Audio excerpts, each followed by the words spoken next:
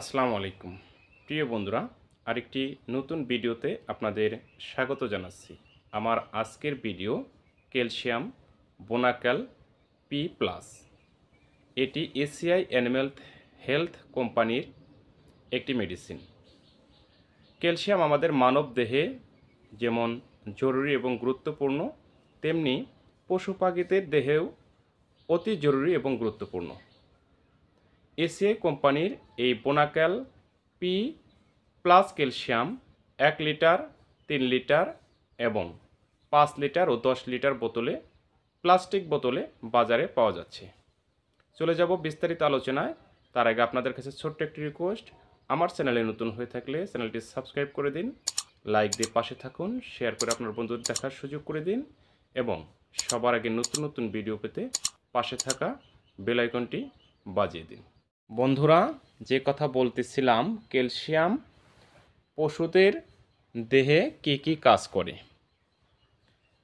গাভীর ক্ষেত্রে দুধ উৎপাদন বৃদ্ধি করে, পোলট্রির ক্ষেত্রে ডিম উৎপাদন বৃদ্ধি করে, হাড়ের গঠন এবং ডিমের খোসা শক্ত করে, দ্রুত দৈহিক বৃদ্ধি ত্বরান্বিত করে এবং হেসাবিলিটি বৃদ্ধি করে।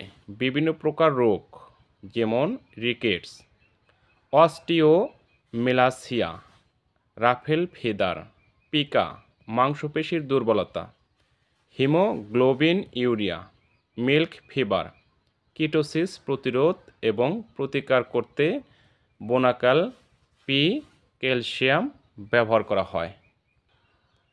মূল উপাদান: প্রতি 100 মিলিতে আছে calcium 1700 milligram, phosphorus 850 milligram, vitamin D3 8000 IU, vitamin B12 100 microgram, serum sucrose 40,000 milligram.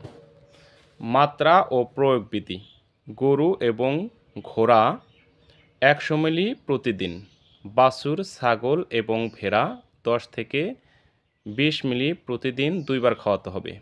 ব্রয়লারের ক্ষেত্রে 3.5 মিলি প্রতি লিটার খাবার পানিতে, লেয়ার এবং ব্রিডার 4.0 মিলি প্রতি লিটার খাবার পানিতে মিশিয়ে খাওয়াতে হবে। বন্ধুরা, ভালো থাকবেন। আমার ভিডিওটি কেমন লাগলো অবশ্যই কমেন্ট করে জানাবেন। ভিডিওতে কোনো ভুল তথ্য দিয়ে থাকলে বা আরও কোনো কিছু জানার আগ্রহ থাকলে কমেন্ট বক্সে জানাবেন। সেই পর্যন্ত সবাই ভালো থাকবেন, সুস্থ থাকবেন।